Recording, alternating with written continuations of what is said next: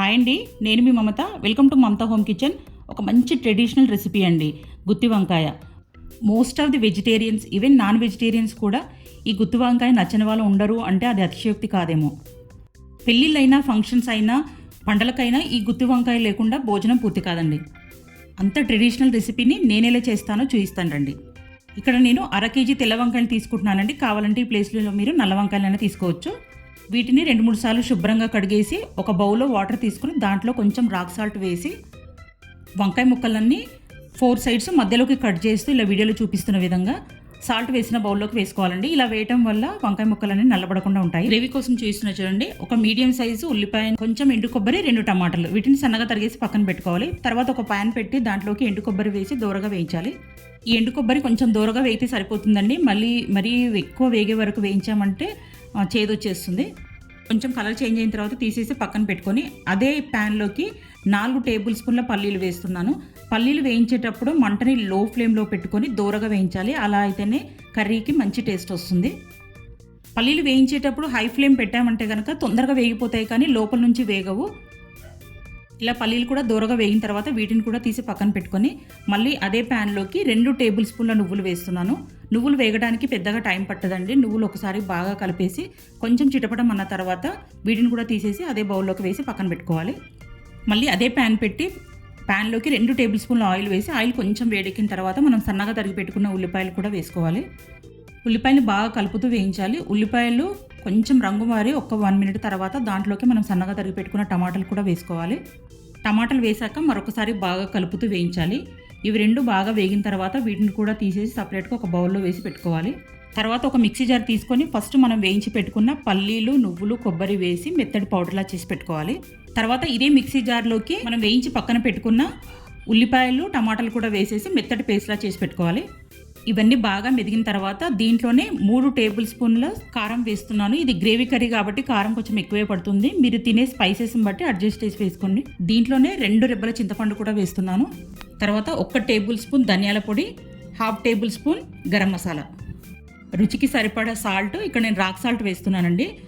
కావాలంటే మీరు సన్న ఉప్పు అయినా వేసుకోవచ్చు. సాల్ట్ మీరు తినే రుచిని బట్టి అడ్జస్ట్ చేసి వేసుకోండి. మళ్ళీ మనం వేరే సపరేట్ వేయమండి, దీంట్లో వేసింది సరిపోతుంది కాబట్టి అడ్జస్ట్ చేసి ఇక్కడ వేసుకోండి.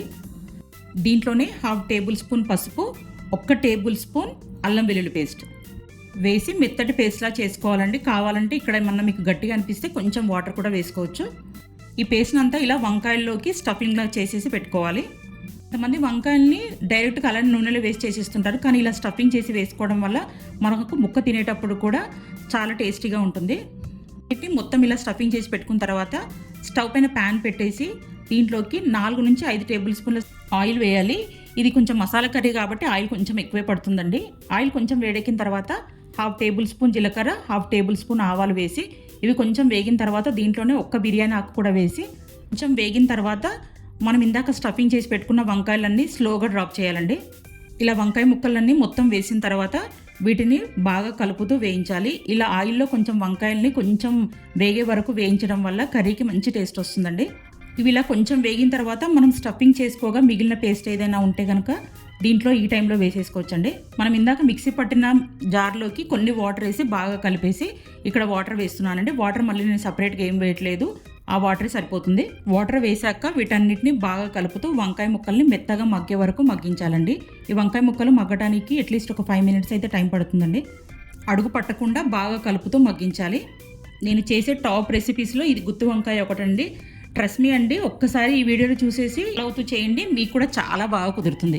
ఇక్కడ ఒక వంకాయని తీసుకొని ఉడికిందో లేదో ఒక చిన్న ఫోర్క్ తీసుకొని ఒకసారి ఇలా గుచ్చి చూడండి. వంకాయ ఉడికిందో లేదో తెలిసిపోతుంది. ఇక్కడ వంకాయలు మెత్తగా ఉడికిపోయండి. ఒకవేళ మీకు ఇక్కడ ఉడకనట్టు అనిపిస్తే కనుక ఇంకొకటి 2 నిమిషాలు ఇలా మగ్గించాలండి. వంకాయ బాగా ఉడికిపోయిన తర్వాత దీంట్లోనే సన్నగా తరిగి పెట్టిన కొత్తిమీర కూడా వేస్తున్నాను. తర్వాత దీంట్లోనే ఫ్లేవర్ అండ్ టేస్ట్ కోసం కొంచెం కస్తూరి మేతిని ఇలా చేతిలో తీసుకొని బాగా నలిపి వేస్తున్నాను.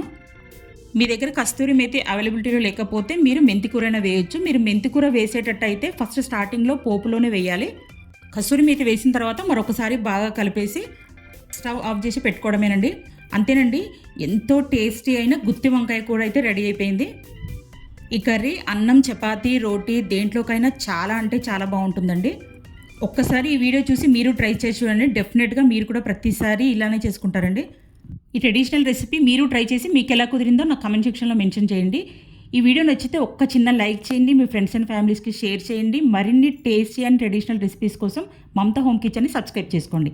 ఆల్ అనే ఆప్షన్ని యాక్టివేట్ చేసుకోవడం వల్ల నేను పెట్టిన వీడియోస్ అన్నీ మీకు నోటిఫికేషన్ ద్వారా వస్తాయండి. Thank you for watching.